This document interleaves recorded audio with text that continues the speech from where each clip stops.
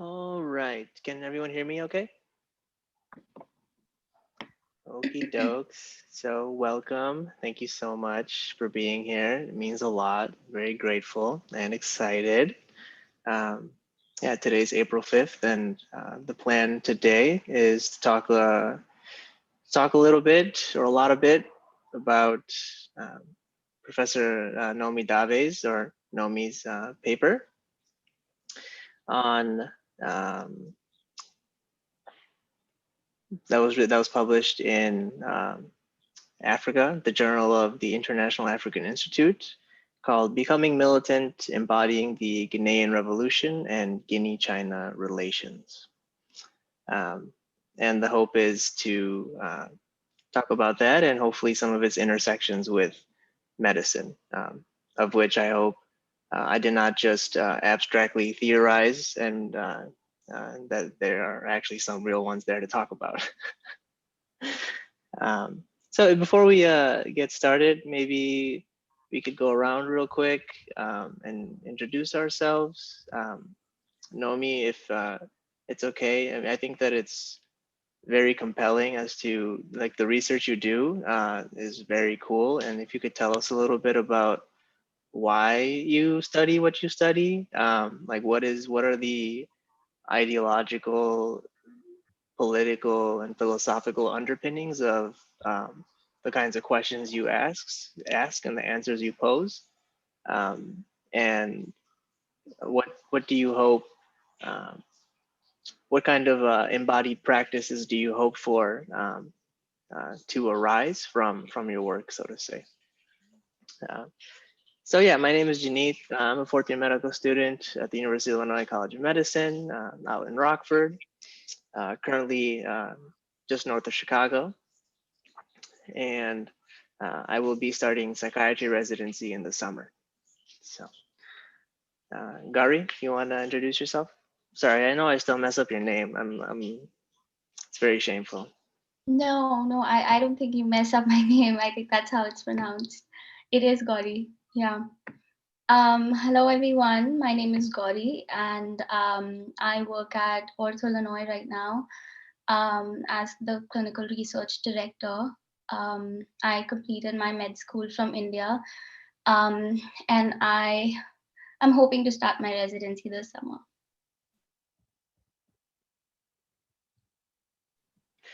Excellent. Howard? And yeah, maybe if it's okay with you, Howard, you could also kind of talk about your work and kind of a little bit about what you make of the institution of medicine and its ties to the capitalist political economic system in the United States. Well, I'm not sure I want to do that today. Because I think we should give the floor to our invited person, Nomi. But just briefly, to an unexpected question like that, I guess I usually answer that I grew up in a really poor, precarious family of working class people in a small town in Ohio. And actually, my family, among the economic problems that we experienced, were major health access problems that affected all of us in various ways. And so I actually had what I feel very good luck of somehow not dying in Vietnam and not suffering from chronic unemployment the way many of my friends did. And and I really do attribute most of this to luck. I was able to go to medical school and graduate school in sociology. I did that because of my hope to have that somehow contribute to people like those I grew up with. And I've spent most of my life in underserved areas, community health centers, public hospitals, and most of the time teaching. So I worked for quite a few years as the chief of general internal medicine and primary care, and also professor at the University of California, Irvine, and then later at New Mexico.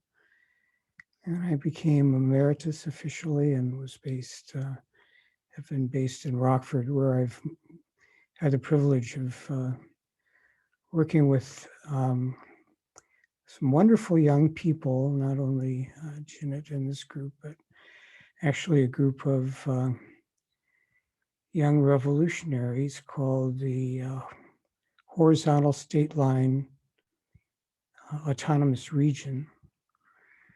And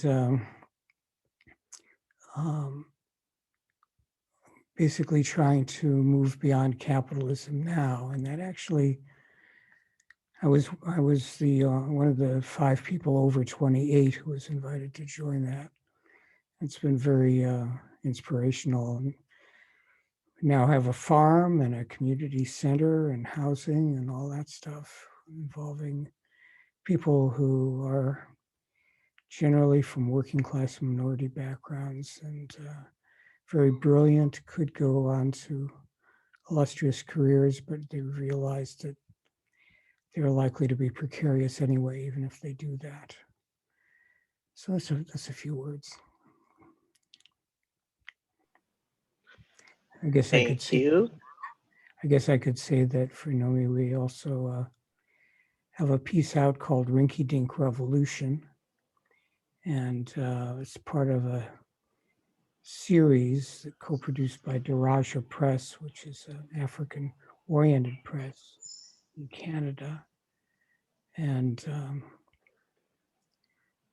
I would love it for you to acquaint yourself with this series, and if you feel like it, participate to some extent, because I think it would be very consistent with your background and your passions that come out in your work. So. Thank you, Howard. Nomi? First of all, I'm so sorry about the my Zoom coming and going, but I've changed location, so I should have a better connection here. Yeah, thank you so much. Thank you so much for having me. So my name is Nomi Dave, and I will tell you just a little bit about my background to tell you how I got to this, to the current work that I'm doing, and then we can, just get into more of the conversation. So as I mentioned previously, I actually originally trained as a lawyer, and I had focused on international human rights, and went to West Africa originally almost 20 years ago now as a humanitarian worker. So I was working for the UN Refugee Agency, and I was there for 3 years in the Republic of Guinea, and loved the work, and also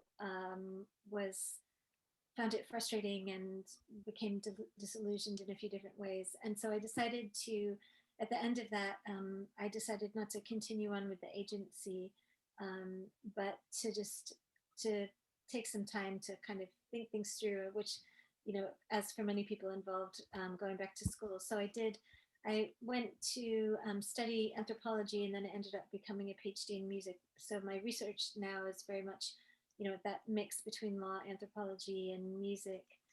And the time that I spent in Guinea, I had been really mainly working with people who were refugees from the civil wars in Sierra Leone, Liberia, and Cote d'Ivoire. But I had these just nagging questions. I mean, really these urgent questions about Guinea itself, about its own history, about politics, about culture. And I felt that the work that I was doing was just, was not really focusing on the place itself, even though I'd lived there for 3 years. So there are so many things that I wanted to dig into. And, it's a country with a really extraordinary history, because it's on the one hand, it has its roots in the Mande Empire, which is an empire in that part of West Africa, which dates back to the 13th century. So there's this really legendary history that people are intensely, intensely proud of. And then on the other hand, this post-colonial history that's also equally amazing. It was the first Francophone country in Africa to gain its independence in 1958. So there's this history that's really full of pride. And at the same time, it's a country that so few people know about. I actually studied African studies. I minored in it as an undergraduate. And to my shame, I'll admit that even despite that, you know, I spent time in East Africa growing up because I have family connections there. And despite all of those connections, I'd never heard of Guinea until I was actually posted there for my work. So it's a country that people don't really know despite this history. And so, yeah, these are all things that you know, led me to my own research, which is very much about politics, about voice and sound, about claims for justice, about ideas around aesthetics, and of course, these histories of revolution. And this paper in particular has been a little bit of an outlier for me because it came about as part of a collaborative project that I was involved in with 3 other researchers on cultural revolutions outside of China. So the other 3 researchers were looking at examples of cultural revolutions in Asia. So Myanmar, what was then Burma, Taiwan, and Nepal. My paper was my work was the only part of this project that focused on a non-Asian context. But of course, there's many other examples of Maoism and of ideas of cultural revolution spreading in other contexts, including in Africa. But through this collaborative project, the focus of our work and our research started shifting more and more towards regimes of movement and dance and the body. And so there were all of these observations that I had made in doing my doctoral research in Guinea around dance, because obviously it's very much wrapped up with music and around movement more generally, but I had never really thought about it directly. So, you know, getting involved in this research collaboration on cultural revolutions beyond China really just gave me an opportunity to dig into some of these ideas around the body, and that's what led to this paper.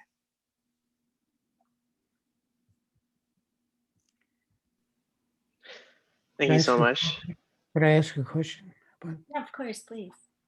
So did you have interest in dance and music as part of your previous background, or was that a transition that occurred?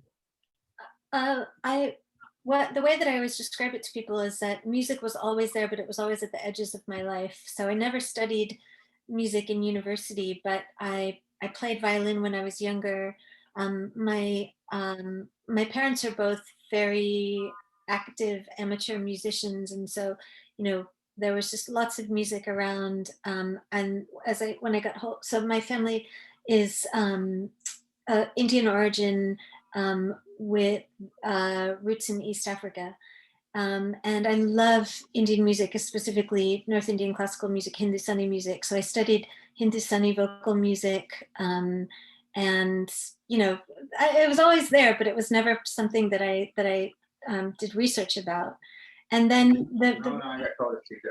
one of the... I'm looking at it after I come back. I got the computer. I don't see it. One of the turning points for me was actually, so when I went to Guinea, you know, I was doing this humanitarian work, and I found that it was very difficult to engage in conversations about politics with even my Guinean friends because there wasn't a shared understanding, and you know, there's always a feeling of being disrespected. And as I said, you know, this is a country that has a really glorious history, but at the same time, it's a country in which people feel that they've been very much left behind. And so it was difficult to engage in conversations about politics. But because I was kind of falling in love with Ghanaian music as I was living there, I would have amazing conversations with people about music, and then quickly realize that the music is intimately wrapped up with politics. And so you know, the two really became, the two are just intimately intertwined, and conversations from one seamlessly led back and forth to the other. And so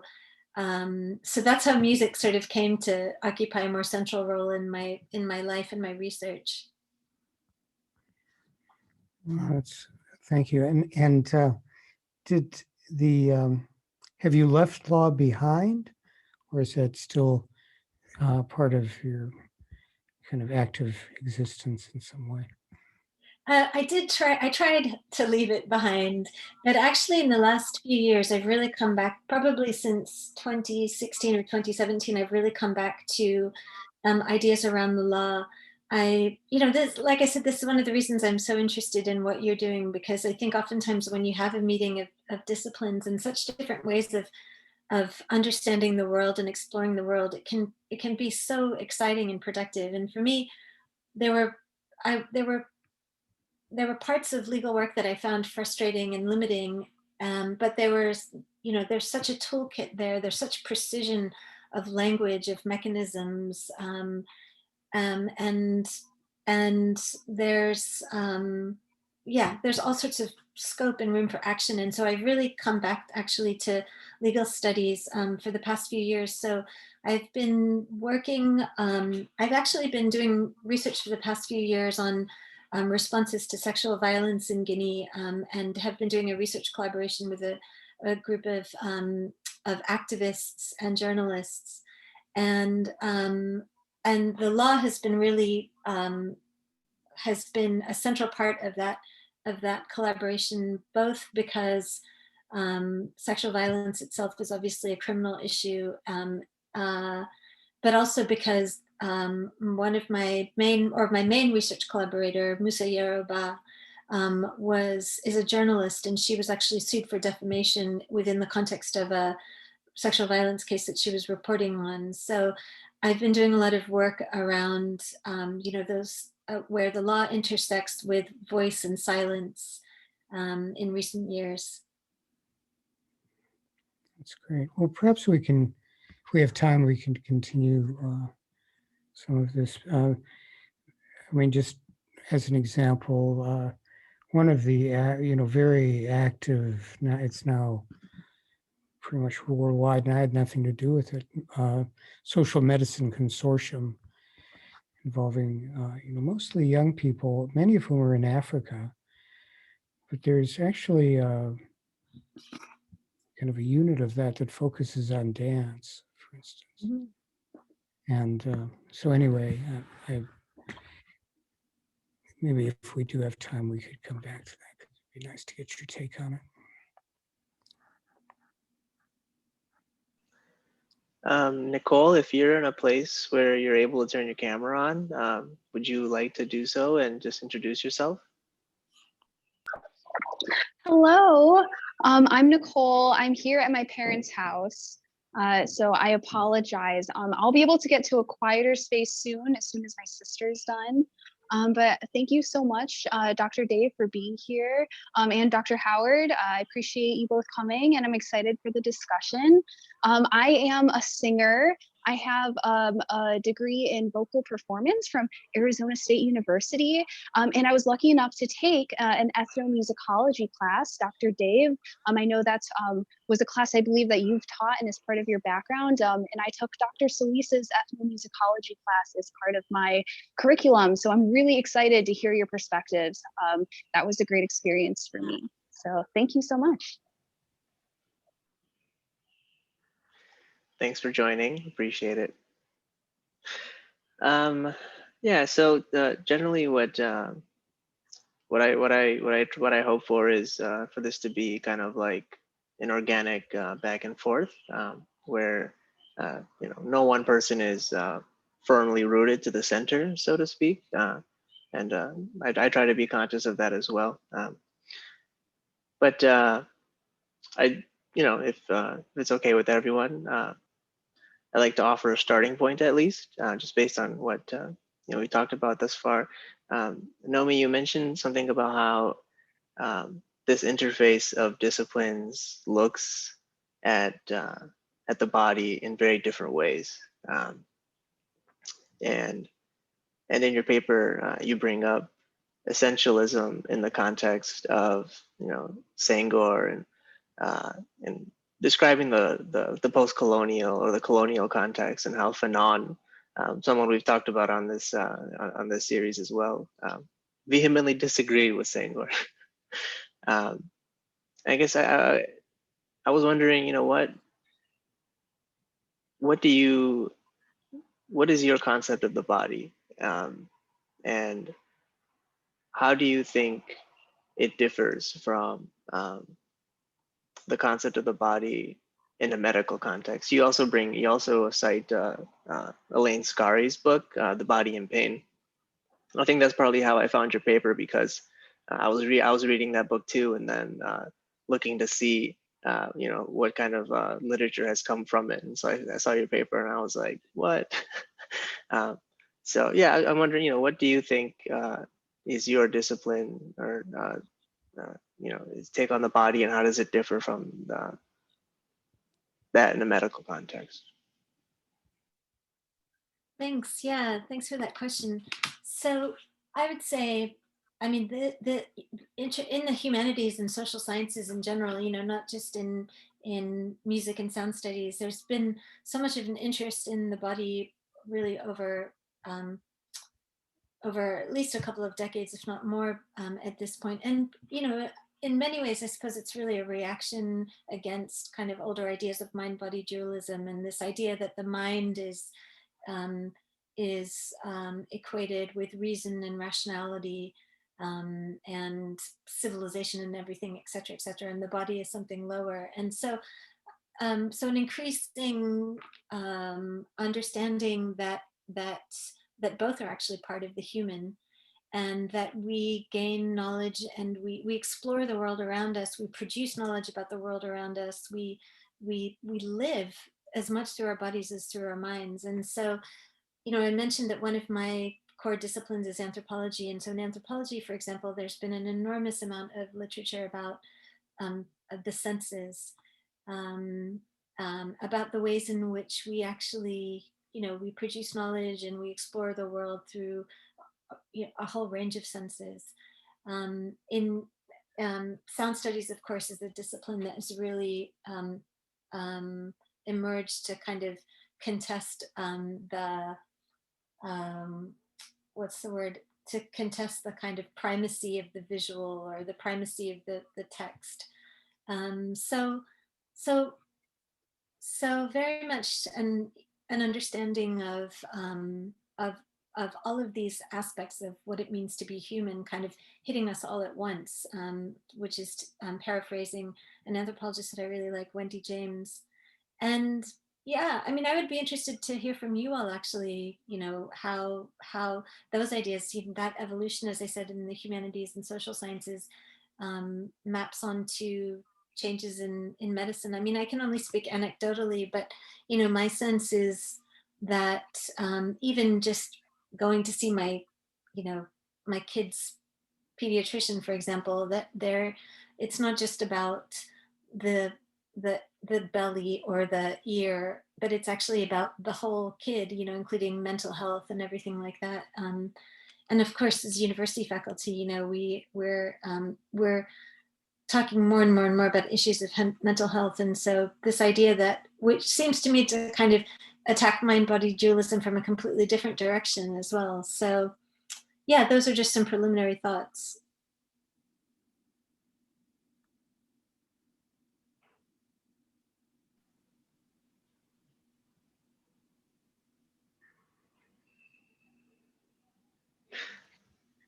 I think that, yeah, sometimes I allow for awkward silences in case anyone wants to speak. So yeah, I think sometimes, so the medical education that we receive emphasizes the whole person, at least on paper.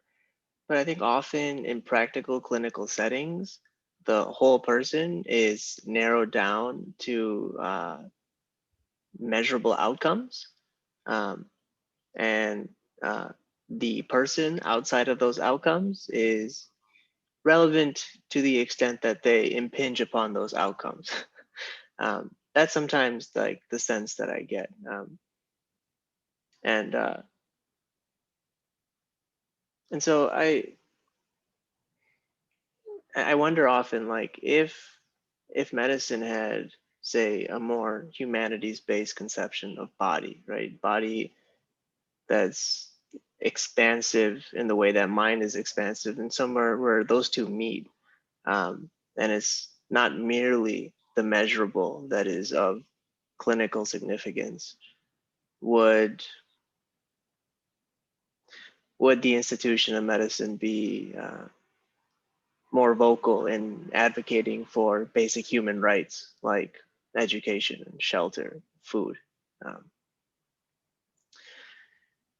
But when, in reading your paper, these huge ideas of like hundreds of thousands of people working towards a nationalist project being communicated through the songs that people come together to listen to, and the ways that performance is standardized and articulated in shared spaces.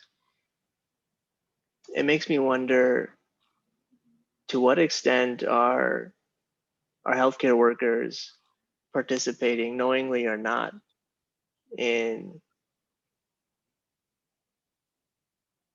reaffirming and perpetuating the kinds of broader ideas that make our resistance to, capitalist exploitation of poor people minimal and sterilized.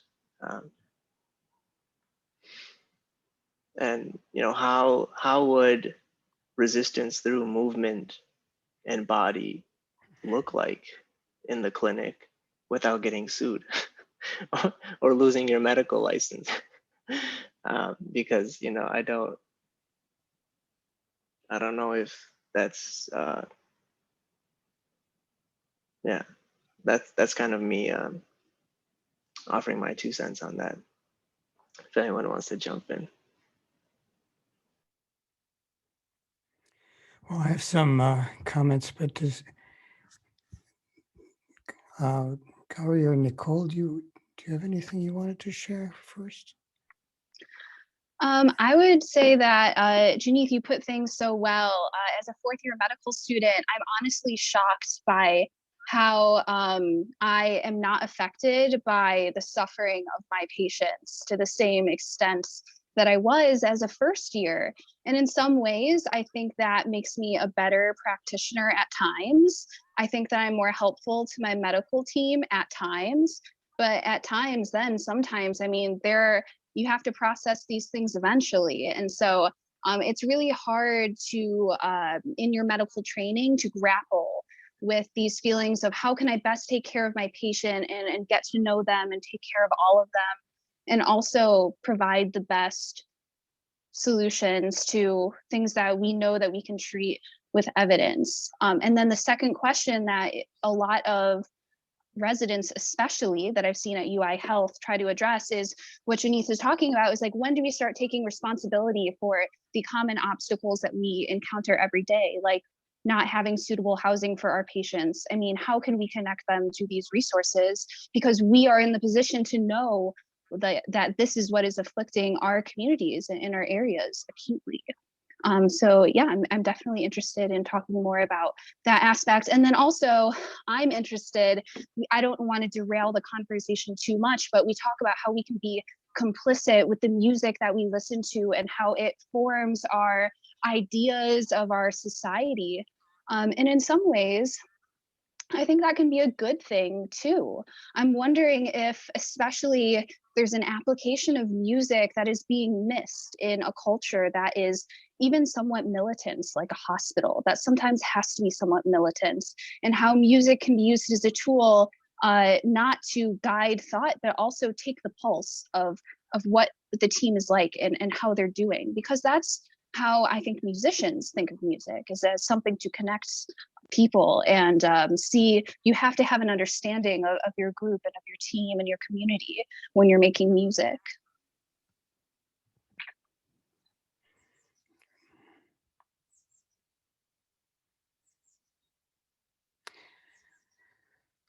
Well, I think that's really helpful, Nicole. And I hope we can get back to some of these points that you make. Because Jeanette and you have brought up what is essentially a question of praxis. In my opinion, that is a combination of theory and practice. And how do we actually enact these ideas that are very much counter-hegemonic, so to speak. So when you say that you feel less moved by the situations that you encounter after 4 years of education, that actually is a problem. That's a problem that's been pointed out in studies of medical education for decades. It's a loss of idealism. That's an expression of medical training. So how to resist that becomes, a quest. So let me just share, because Jeanette brought up the theme of embodiment, of what is a body and how it relates to what Nomi has written about such a moving way. I've been interested and passionate about social medicine for quite a long time now on the planet, and a fundamental theme in social medicine, and you may know this already, is social determination. And this is different from social determinants. Social determinants is the popular and increasingly hegemonic way of correlating social variables with outcomes. I think along the lines Jeanette was implying, but these are usually empirical studies that correlate statistical information about, let's say, race, some maybe social class variables, gender and ethnicity and so forth, with a variety of health outcomes and mortality. Whereas social determination in social medicine, and this is actually mostly developed in Latin American social medicine, is about social determination. That is quantitative sometimes, but also qualitative, but multifactorial analysis actually of the social structures that actually impinge on health and health outcomes. And this has been referred to as embodiment.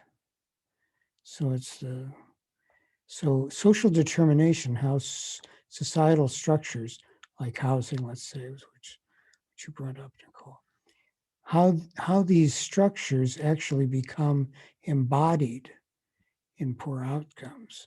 Likewise, how race and racial capitalism become embodied. So actually, some of the leaders in this field, just to mention some names that some of you might want to follow up on. So Nancy Krieger in the USA is a professor of epidemiology at Harvard School of Public Health, and probably has done more than any other person to clarify how embodiment works epidemiologically, and in particular the interactions between race, racism, classism, and the body. Because all of these variables that are usually expressed in terms of categories actually involve discrimination and repression. So race is not a category that actually becomes embodied without repression and racism. So, our recent book, Social Medicine and the Coming Transformation, which is a collaboration, actually gets into these questions in some depth. Nancy was, to some extent, involved as an advisor and endorser of this. And then a recent book that just came out is called Social or Critical Epidemiology and the People's Health, which was actually written by Jaime Breilh, that's Breilh, who's probably, many of our opinions, the most inspiring epidemiologist on the planet currently. And his book, which I just mentioned, was edited by Nancy, published by Oxford University Press just a couple of months ago. And also gets into some depth about how social conditions become embodied. So I just wanted to share that in terms of what the body is. This is actually, historically, it's involved people like Foucault and others. But in recent years, this has become like the cutting edge of epidemiology and social medicine. And it involves methods that are often not what we're taught in medical school and public health. That is, they're not simply correlational quantitative methods using categorical variables, but rather an in-depth analysis on which quantitative work is a part of that. Likewise, what to do about embodiment becomes a key issue then, because it's embodiment that's the key challenge. It's actually, these social conditions are more important than anything we do in terms of clinical services. And it's a very important thing to realize. It's been shown scientifically over and over and over again that medical care is a relatively minor determinant. It's a determinant, but minor compared to, let's say, social class and racism. So I just wanted to share those.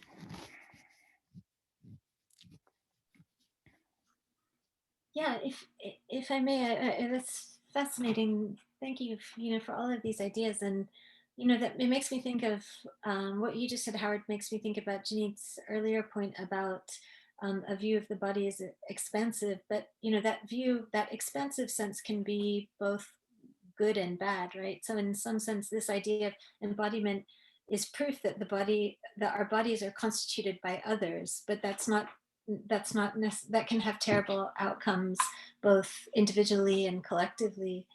And it also makes me think about ways of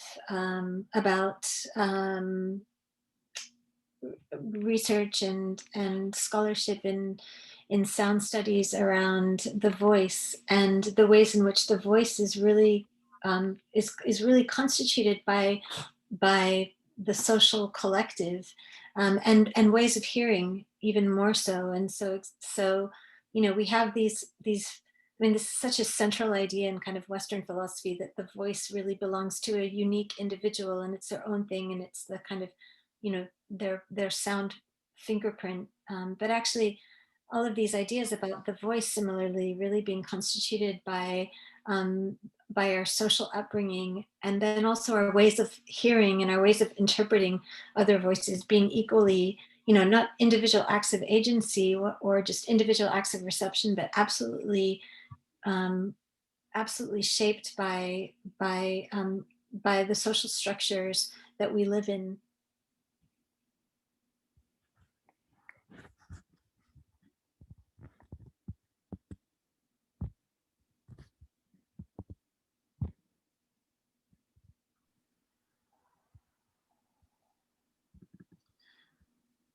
Yeah, thank you for that. That's makes me think. Like, so sometimes I write poetry, or try to at least, and I feel like I'm often grappling with this question of where am I summoning the words from? Am I doing that? Or am I cataloging what's simply arising? And when it comes to words that have a troublesome history, it seems sometimes that an appeal to a collective and diffuse origin is sometimes used as a way of deflecting ownership when ownership is particularly necessary to holding somebody accountable. I think sometimes what gets wrapped up with definitions of body and what prevents definitions of body from becoming more expansive and beautiful and necessary and historical ways is accountability and the politics of accountability and this reluctance I sense of making agency something that breaks through the skin and is really hard to pin down. And talking about embodiment, you write that projection is a central aesthetic in much Guinean performance, with voices, instruments, and bodies valued for expanding out into the surrounding space, and how people can become revolutionary subjects through very subtle ways that they may or may not notice. And so I think that this is something that is of critical importance to me, because I think the long arc of history demands that we attend to such subtleties and continue to move towards whatever horizon we think is the one that's most worth fighting for. Ideally, things change faster, but when they don't, taking those little steps is essential. If nothing else, as a demonstration to oneself and to others that that horizon is still around. And so I just wonder, Nomi, what are your thoughts on how one applies the quality of revolutionary to something that seems something like where one's arm is in relation to their leg, something that seems as removed from theory as you can get in some ways. And, to my healthcare colleagues, are such deviations from hegemony and such resistances to hegemonic power in the form of what we say and how we move that don't directly relate to, say, law or policy, are they just as valuable as going out to the street or getting signatures for a petition of some kind? I would like to think so, but I also worry that I'm just telling myself that because in my world of meaning, it's a resistance. But if the patients that I'm serving who lack food still lack food, even if my body is resisting in this way in time and space, what am I doing?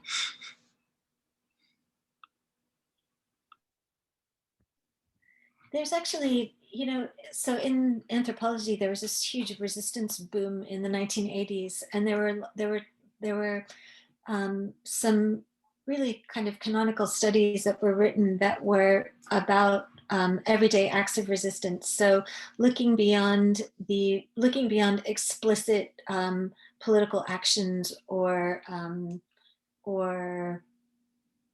explicit political actions, and kind of interpreting resistance in all sorts of different ways. And so a lot of that was done through it was kind of looking at the micro moments of life in, for example, there's a very famous study that was done in a factory in Malaysia, or in places in Southern Africa. And there were interpretations of all sorts of behavior, such as, for example, foot dragging or gossiping, all sorts of kind of everyday behavior that were read as acts of resistance. So if you can example that for you can imagine, for example, that for a worker who's being who's on the clock, and who's being watched by the factory bosses, that foot dragging and just kind of dawdling and being slow is an act of resistance. And so, there were really interesting possibilities there around reading people's behavior. But I mean, I feel that line of inquiry also really has its limits, because I think that what happened, well,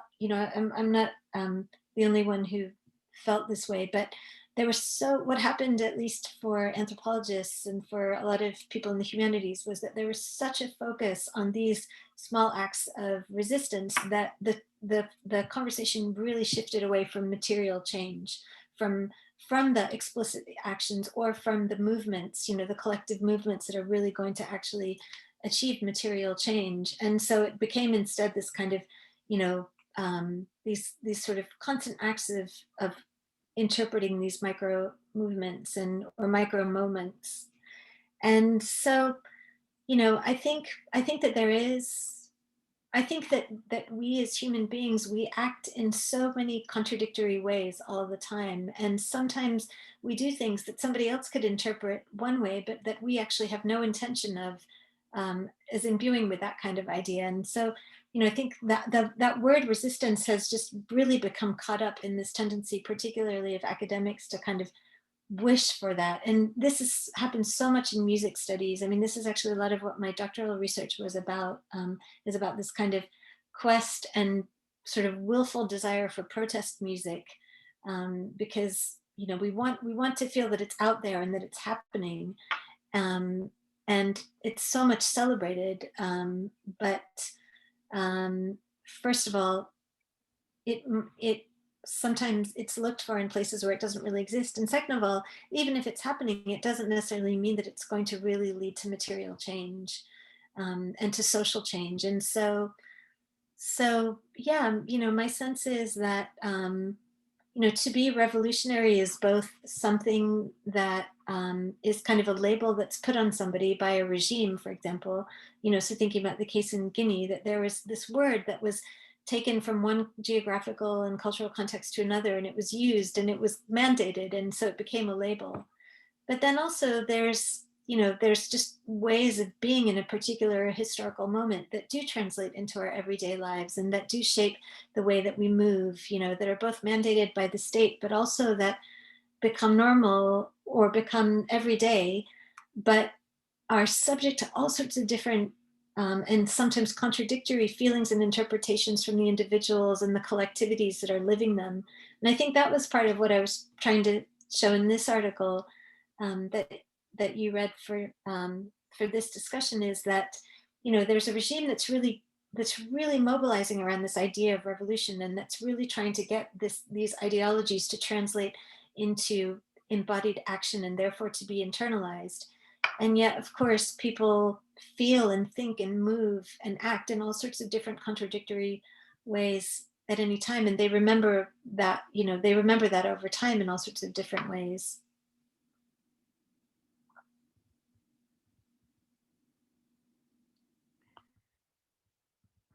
Well, thank you. So I guess I wanted to share along those lines.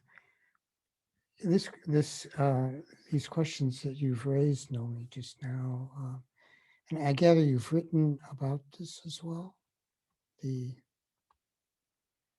So maybe you could share the other pieces, because that would be of interest.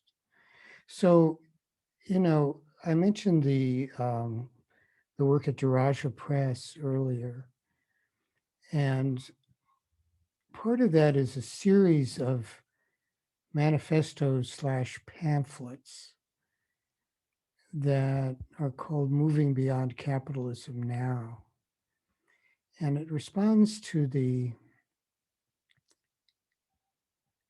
widely recognized need for revolutionary change and movement beyond capitalism, and yet the difficulty imagining how that can happen. And it's not something that we anymore can put off for future generations, because, you know, the problems that have been created are so devastating toward our species survival and many other species that there aren't that many more decades to bring about this transformation. So, and it comes from the observation that's been made. It's become a little bit of a cliche, Frederick Jameson and others, that it's easier to imagine the end of the world than the end of our economic system. So what these pamphlets are trying to do is to actually spell out what can happen now, not just in terms of symbolic resistance, but actual structural change. So, you know, part of that series, actually, we've thought right from the beginning, ought to include the arts. And they would obviously include music and dance. And so I just wanted to bring this up, that what's needed here, in my opinion, is moving from the general recognition of the importance of the body and music, dance, and the arts to actual concrete guidelines based on concrete experiences that are occurring worldwide in different communities that show how this actually can work. So I just wanted to, you know, encourage both you and others who are here to think in these terms. My optimism about this has become much deeper in recent years through not only having this perspective, but realizing that this is out there now. That you know, despite the doom and gloom in the hegemonic media, there are thousands, probably millions of people worldwide who are actually doing this, who are exiting from the capitalist political economy. And an important part of this is the arts.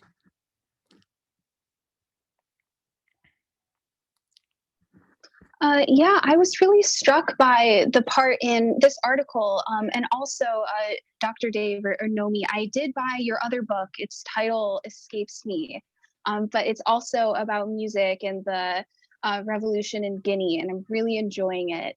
And I'm so interested in the accounts you have of speaking to people who recall this nationalist music fondly, and the memories, and the musicians who are torn between this love of performing their craft and knowing that the trade-off was supporting this oppressive regime.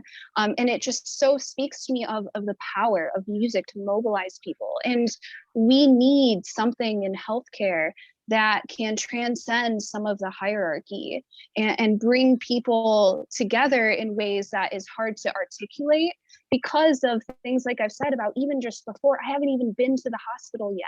I'm still a student, and I can still feel my sense of empathy and compassion waning in the name of trying to do an efficient job, which is scary to experience, and it's only going to get worse. And so I'm just really interested in the application of music. I mean, not in the same manner. I would hate to guide the thought of other people, but the Western music culture just doesn't allow for music to be performed for the sake of performance, I guess. And I don't know if you know of any applications around that.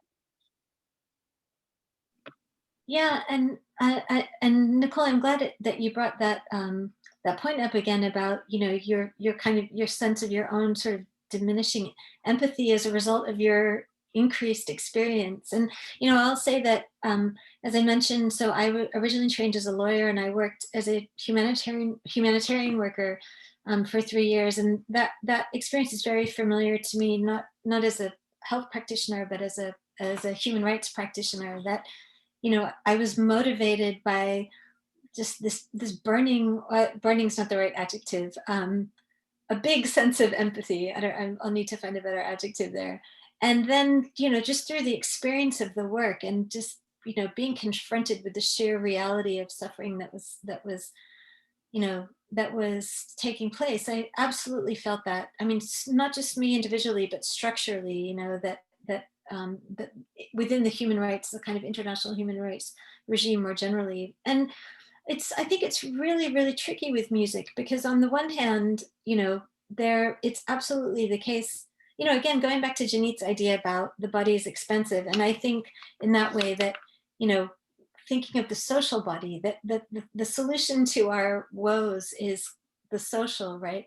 Or I think many of us feel that way, the collective, and thinking of the body expensively that way. And there is absolutely research, of course, that shows that music is so good at creating social cohesion. And I'm not going to remember exactly just the beauty of this argument, but Robin Dunbar, who's an evolutionary anthropologist who was at Oxford, he, has this really compelling and extraordinary idea around this kind of the prime number, which has become known as Dunbar's number. That is the kind of the prime number within which societies can really maintain cohesion. And you'll have to forgive me because I can't remember the number now. It's something like 37 or 41. We can all Google it afterwards, unless somebody knows it here. But, so there are all of these historical examples and kind of contemporary examples about societies, both in kind of on the small rural level, but also on the scale of sort of corporate cells, operating really effectively and efficiently around this number. And of course, we live in a world in which our social contexts are exponentially beyond that. And one of the arguments that he makes is that music and dance are a way in which we've overcome, this idea, and that we're able to actually connect with more people. So, there's all of this kind of really compelling that, there's so much evidence about, there's so many studies about music having this ability to do that. But my sense, and again, and this is really speaking from my past life as a humanitarian worker, is that there are so many facile and ineffective applications of that potential of music. And I found this so often when I was doing human rights work, and maybe this is also the case, in your context, in health, that people are kind of entranced by this idea that music can do something, and that there's an efficacy there, but that efficacy is very rarely channeled in ways that actually really have material outcomes. That oftentimes I found, at least when I was doing human rights work, that people would kind of just, bring in music as a last minute thought, thinking this is going to make everyone feel better.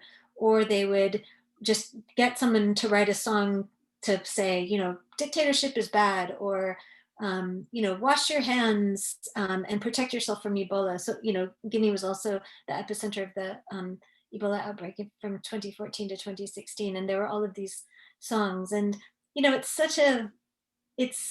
a desire to channel something of that, musical potential there. But it's, in my experience at least, it's kind of very rarely done really effectively and well. I wonder if you all have noticed similar tendencies in your work in the health context.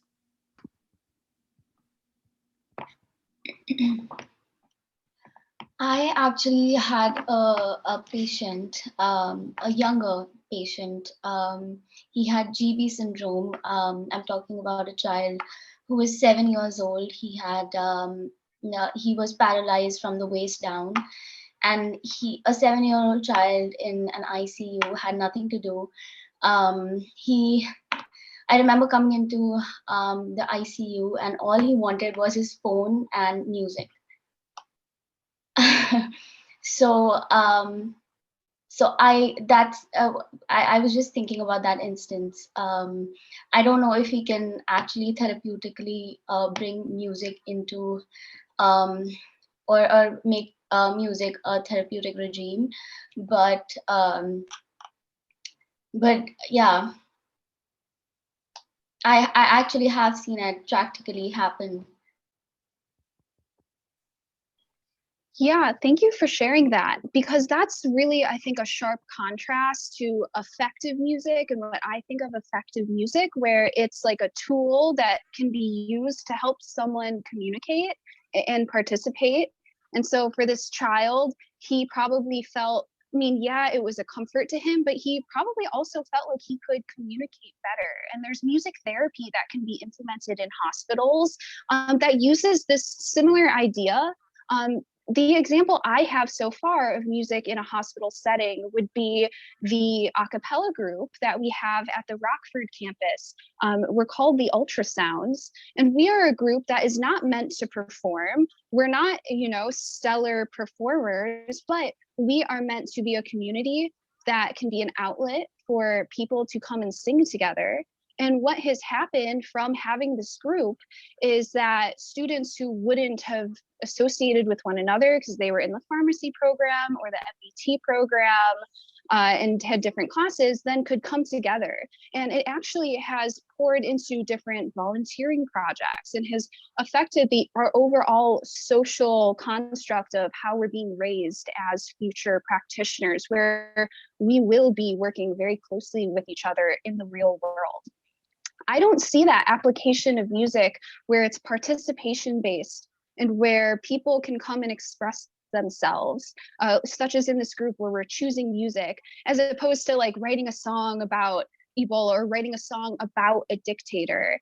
The most moving parts about music in your book is when I was listening to hearing you talk to the musicians, and there's just such a barrier to everyday people gaining access to this music. Like our a cappella group is only of people who can read music. I mean, very few, I think 2 or 3 can't read music. Everyone else can read music, has had some sort of formal training at some points. It's really an exception. Whereas in other parts of the world, anyone can participate in music and there's no barriers. And even in America, I think the closest we have is like gospel choir, which also is in our culture somewhat alienating to people who might not be religious. And so there's just a real need, I think, for the application of music in like this meaningful way. And I'd like to see it in healthcare, but I don't know. I don't want to waste everybody's time. Yeah, I'll just say really quickly that I guess those are such moving examples, both, the story about the young boy and then the ultrasounds, which is such a cool name. But, I definitely, I loved Oliver Sacks's book, Musicophilia, and, all of these. I always teach, in courses about these interventions with Alzheimer's patients, for example, or with recovering addicts. And so I suppose my point is that it seems like there are many interventions that really exist very effectively and profoundly on an individual or on a small scale level. But the point that I was trying to make is that there's oftentimes these really, there's such huge claims made about music, and there isn't, that potential for kind of large scale transformation that is often sort of wished upon in music. It, doesn't really translate, or I suppose isn't happening in the same way. So maybe that's, and this is something that I thought about so much, that because I also, I also saw it again when I was a humanitarian worker about music doing something in a very kind of, in a really profound way, in the moment or in a small scale context. But my question is always, how can we produce really large scale transformations from this? How can we produce something lasting and sustained from this thing? Or is it ephemeral? Is it, so for example, I mean, and you all would know so much more than me, but kind of seeing some of those videos of Alzheimer's patients that are listening to music, they light up in that moment when the headphones are put on them. They're able to move and to express themselves in ways in which, at least from the videos that I've seen, they weren't previously. But is there actually a sustained and more lasting effect? And then that question can be translated out to kind of larger scales. Is there a potential for a really kind of large scale transformation here? I'm not sure.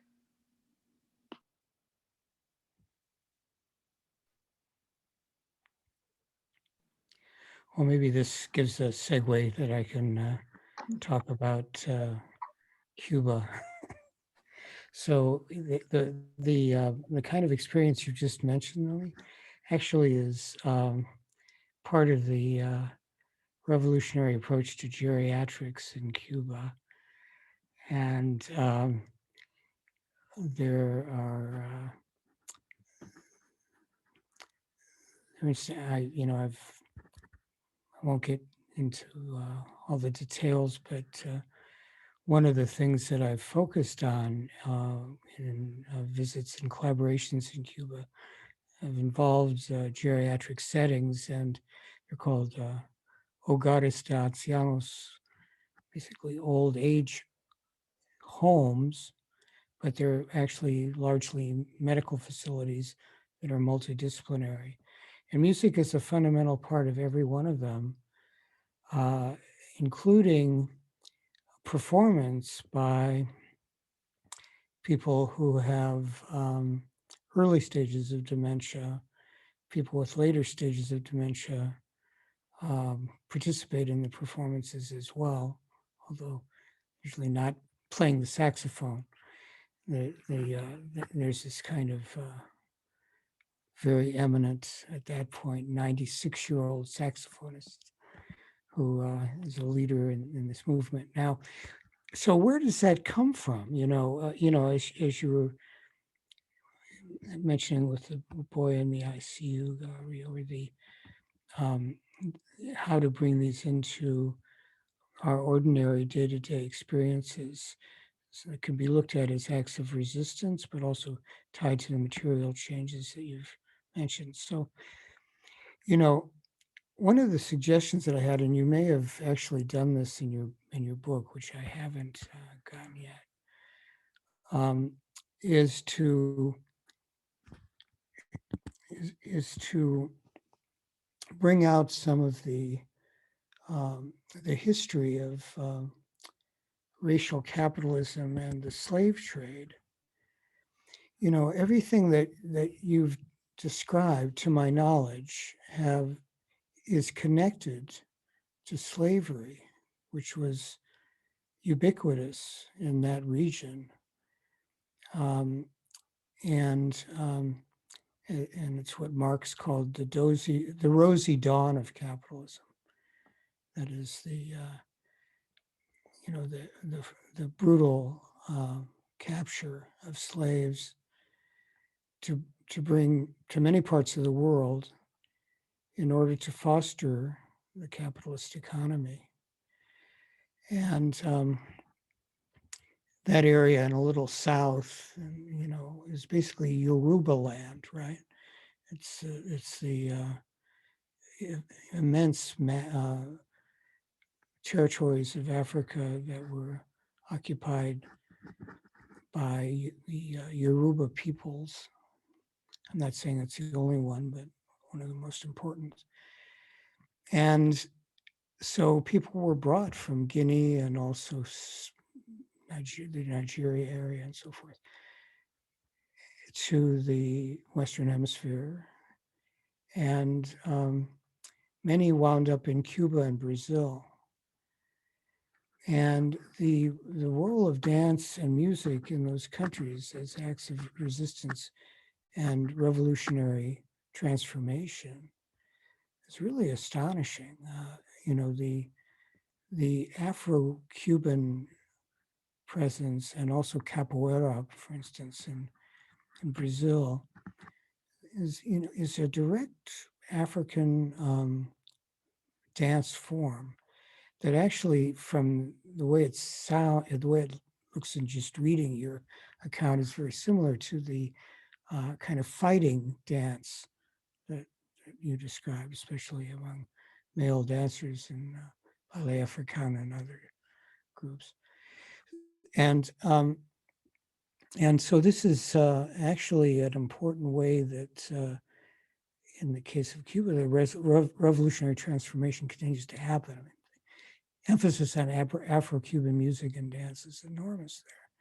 And wherever you go on a day-to-day basis, there are these efforts that are still going on. And in Brazil, one of the major forms of resistance is, coming from the Capoeira Institute, really, that not only sponsors these dance forms, but also studies their origins in Africa and has developed various interconnections. So I just wanted to bring out that some of these relationships with the African diaspora, so, to use a trite term, I think are very relevant to the work that you've been doing and to what we've been talking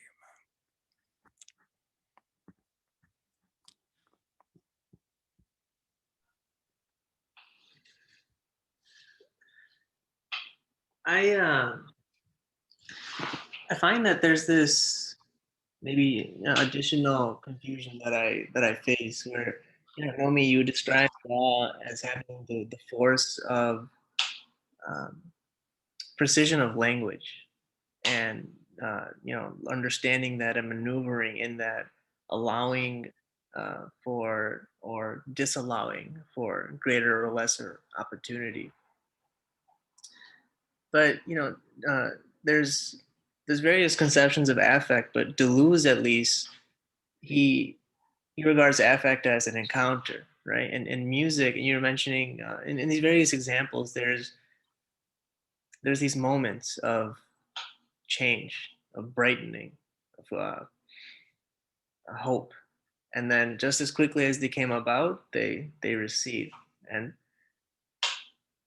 the language of music is very imprecise. I feel there's it's not a 1,000-page document on exactly what you're gonna feel and what it's gonna inspire you to do, and it's in some ways an affective encounter with misshapen and shifting contours. And I guess what I'm wondering is how do we bridge what seems to be this largely wordless space of affect and uh, motion that uh, was spontaneous to start with, but injected with this rhythm, this beat, this sound is spontaneous in a different way, um, to a kind of collective mobilization that, say, gets at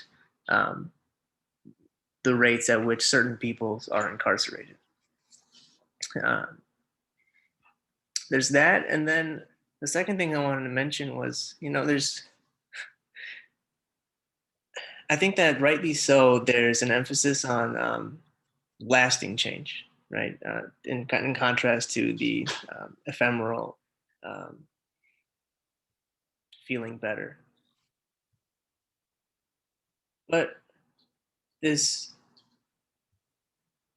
value on what lasts, I wonder if sometimes when aiming for that precise articulation of uh, greater equity or righting of historical wrongs, we lose that much more imprecise and diffuse value of that moment of joy, um, in the calculus of revolution. Like, you have this quote, right, where um, in his speech at the launch of the Cultural Revolution, Touré called for a methodical, organized approach to culture, right? And Touré at some point starts imprisoning and torturing people. And it's like he was trying to organize the culture because that was his way. I mean, I probably, if I'm wrong, just correct me. But my understanding is he was trying to organize the culture because that was his way of aligning his people with the economic ideology that he was trying to get at.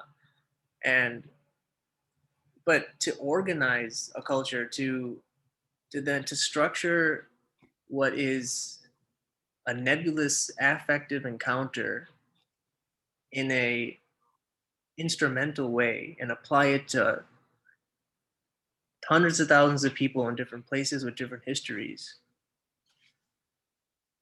could it be anything other than reductive and oppressive, so to speak? And so I guess what I'm wondering is, there's that in the 1960s, for example, in the US, the Beatles, and there's some songs that have become, John Lennon, have become associated with change or whatever. But short of such serendipitous musical productions and their alignments with historical and socio-political moments, I just wonder, what is the potential of large-scale cultural organization through music and dance without it being one or a few people's instruments of propaganda?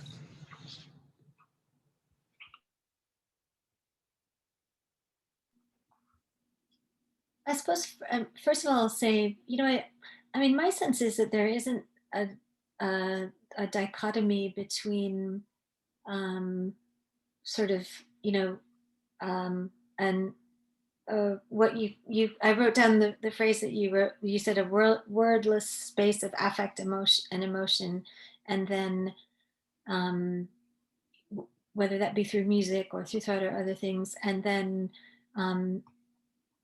structures that are, politics and economics and social structures that shape our lives. I don't think that there's such a dichotomy between the two of them, that music and sound, as I mentioned earlier, the fact that we hear in ways that are shaped by our upbringing, by our society, by what we have been taught to like and dislike, in all of these ways, music and sound are fundamentally ideological from the beginning.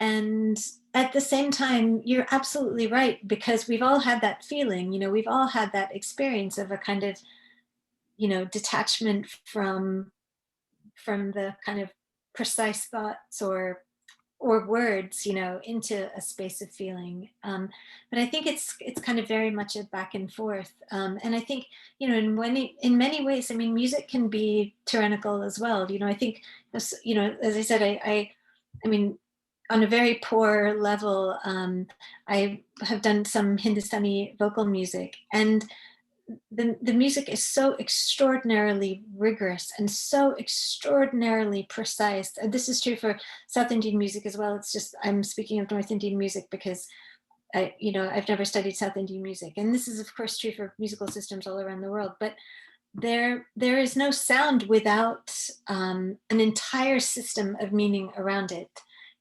down to microtones that someone who's really steeped in that sound world can detect and glean so much meaning out of, that's then connected to philosophy, that's connected to religion, all of this meaning that is imbued and translated through sound. And maybe it bypasses words because, we have as human beings, we have such sophisticated ways of interpreting and feeling through sound. We have such sophisticated audio systems and musical systems around us that sometimes maybe it bypasses words, but we know, so what I do for my students sometimes is just play a sound of something, and I'm at a loss for an example, but the sound when you hear it, because we have been brought up in these in particular sound worlds. So anyway, just to say, yeah, I think that there's not necessarily a dichotomy, and there's a lot of kind of seamless moving back and forth, and that, as I said, that music is fundamentally ideological. But I think also that for someone like Sekou Touré, for example, I think human beings are contradictory. We all are, including brutal dictators, and this is part of what's so difficult for us to kind of analyze and classify, and also what's so fascinating, on a just sort of intellectual level, that someone can. I don't think that he had a purely instrumental approach to music. Instrumental meaning, I don't think it wasn't just propaganda. It wasn't just a means to an end. It wasn't just a tool for him. By all accounts, he loved music. He was moved by it because, again, as I said, music is always historically and socially situated. It always means things to people based on their genealogies, their histories, not just their own family histories, but their social histories. And so, you know, some of these sounds that are wrapped up with certain forms of Guinean music immediately transport people to moments in the past, or to stories of empire, or to stories of slavery. You know, going back to what Howard said, I mean, we're talking again pleasure and pain. You know, stories of trauma. But this is all. I mean, thinking about Howard's point about Afro-Colombian forms of movement and dance that have, you know, that have traveled around the world and that have adapted and moved. You know, it's stories of cultural survival as well. But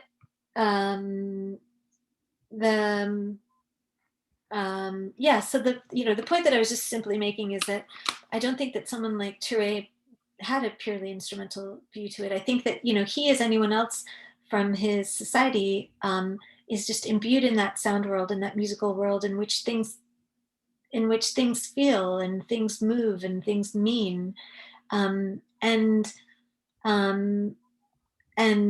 you know, we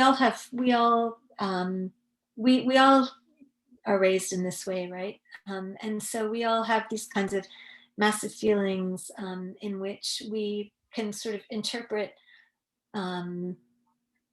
You know, it's like, think of the American national anthem. You know, it's a song that is kind of, there's so much codified behavior around it. There's you know, such incendiary debates about kneeling and not kneeling and standing up, and, you know, all of this kind of embodied behavior, right? All of these codes. And there's this kind of incredibly histrionic, kind of violent military imagery in it. And then at the same time, there's something just really fantastic about being able to hit that high note when you're by yourself singing in the bathroom, you know, no matter what you think of the politics of, you know, the denunciation of Colin Kaepernick, for example, you know. So we're all contradictory. Revolution is contradictory. Ideology is contradictory.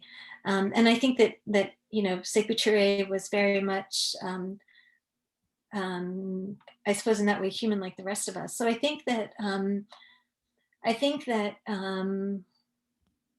I mean, I think, you know, one of the arguments that I make in the book is that, you know, the Guinean Revolution was a kind of, in some ways, it was kind of a half-hearted attempt compared to, you know, some of the mobilizations that happened under Mao, because there wasn't the same capacity to mobilize. There weren't the same kind of resources. There wasn't the same kind of party structure. And so, you know, was the government really, were they really convinced by this idea that they were going to transform people into obedient revolutionary subjects by playing through this music? Or, you know, were they also kind of united in some sort of sense of collectivity with other Ghanaian people through this music? Yeah, I mean, I'll sort of stop there, because it's been so many thoughts in my mind that are so many questions in my mind that are still unanswered, you know. And that goes back to your original point, Ginny, that I can't remember if you asked it or if it's in the notes that you sent me beforehand about what it means to be revolutionary, you know, that there's something about it that's always contradictory and that's always incomplete. And, you know, so I think this mobilization of music really speaks to that.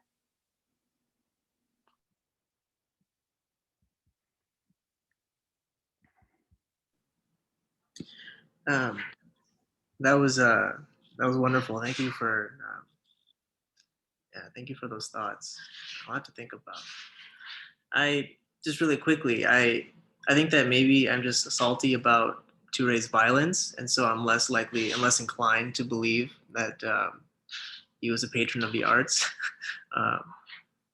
But you're right.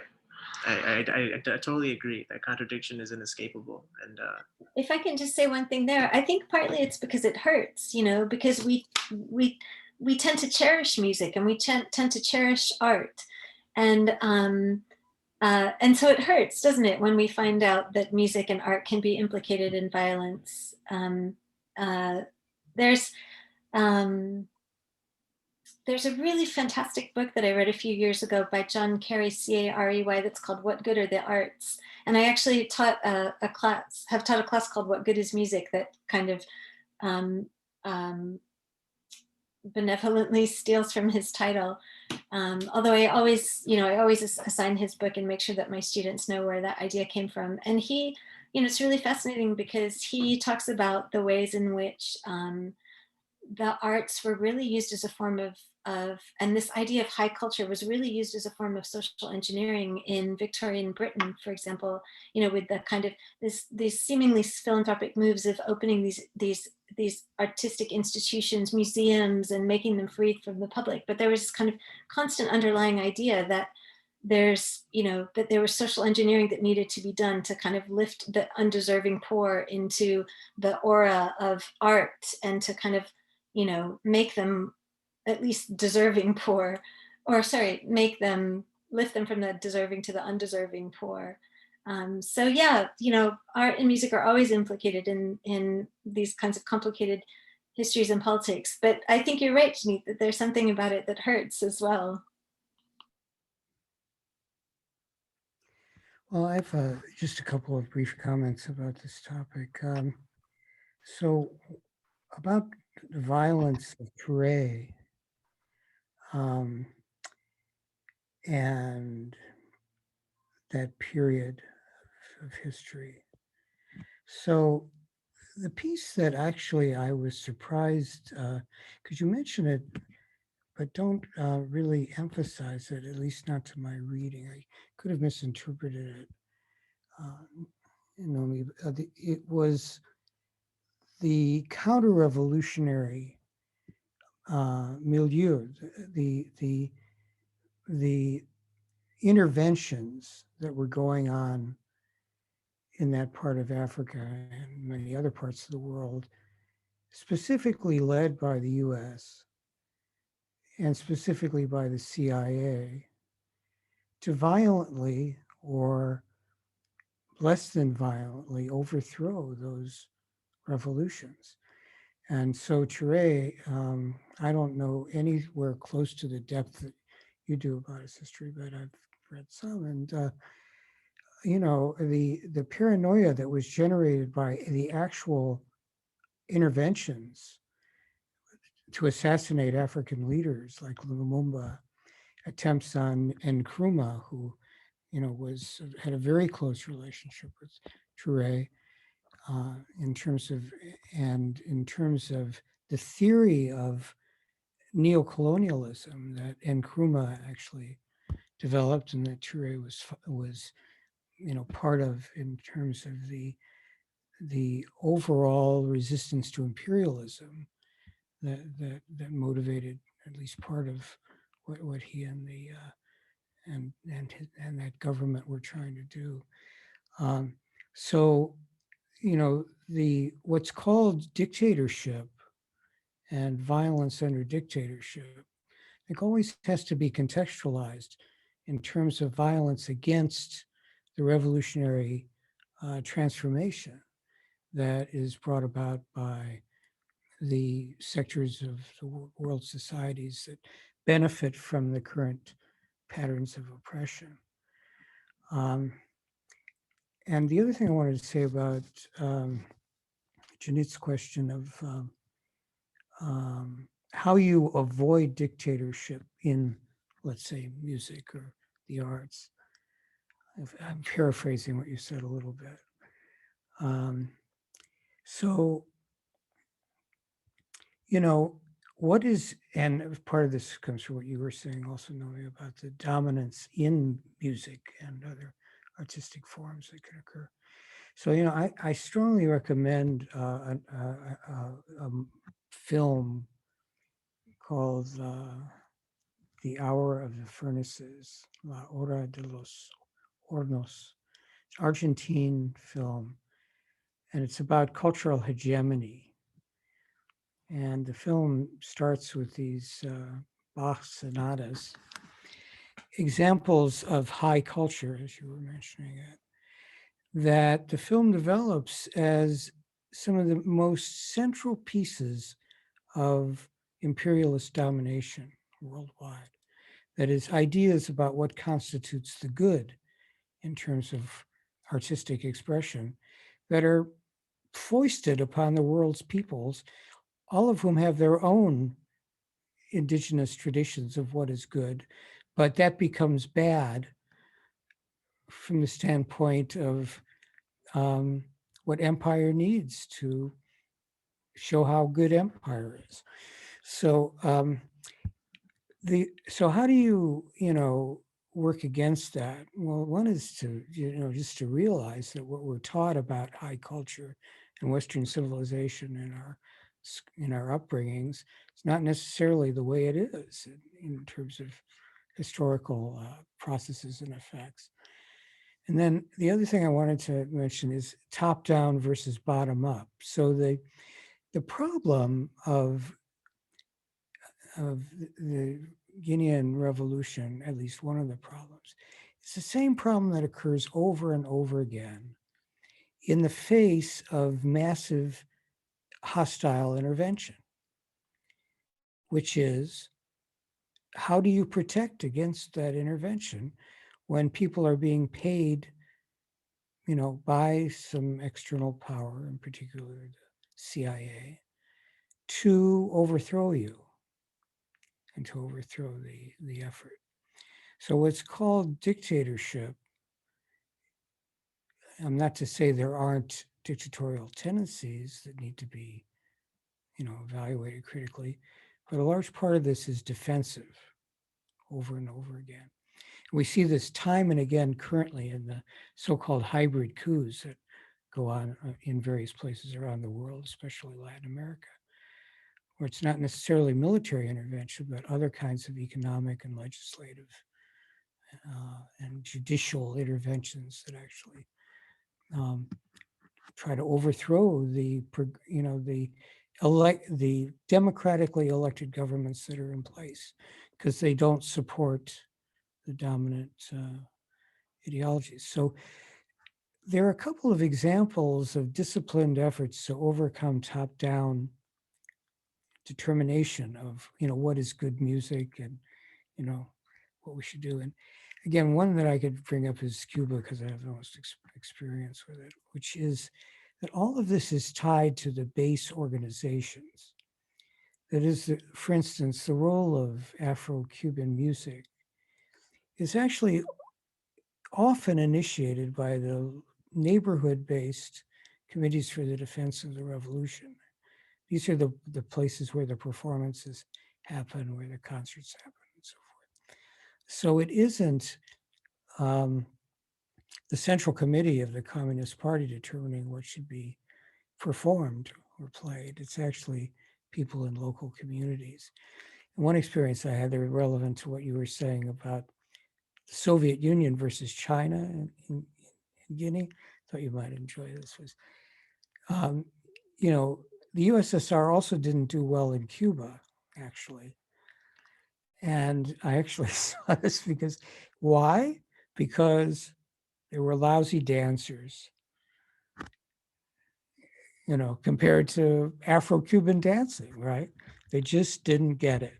Especially Soviets from the western part of the USSR, that is the European part, simply didn't get salsa, right?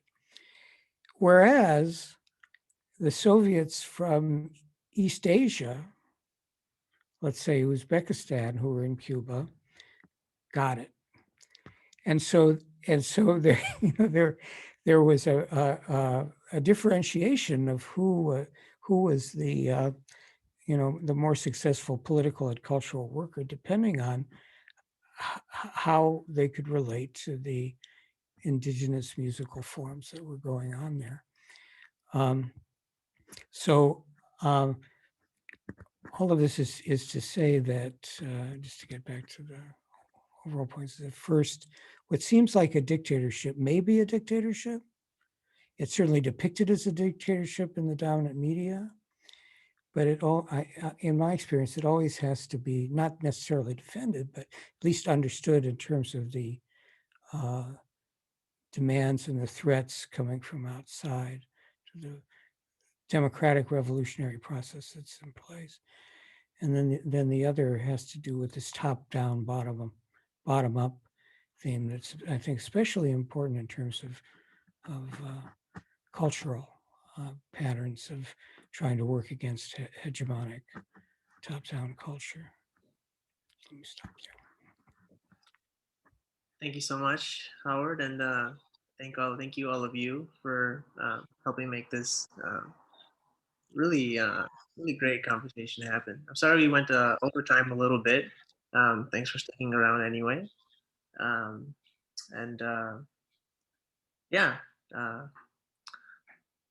wish you all well, and thank you again so much, Nomi, for writing such an excellent piece and being here to talk with us about it. I'll continue thinking about it, I'm sure, for a few days at least. So, is there anything that you would like to say in closing, Nomi? I'd like to give the you know, the Well, writer. yeah, well, I mean, I would like to echo back the thanks. It's been such a pleasure to have this conversation, and I wish that we could do this in person. And you know, the perennial regret of the now, but yeah, but I have really enjoyed this, and so much, you know, so much to think about and talk about. So many questions still left unexplored. But thank you very much for the opportunity. I'm really delighted that you invited me to be part of this. Thank you very much. No, we're really grateful that you joined us. So, Thanks. all right, take care, everyone.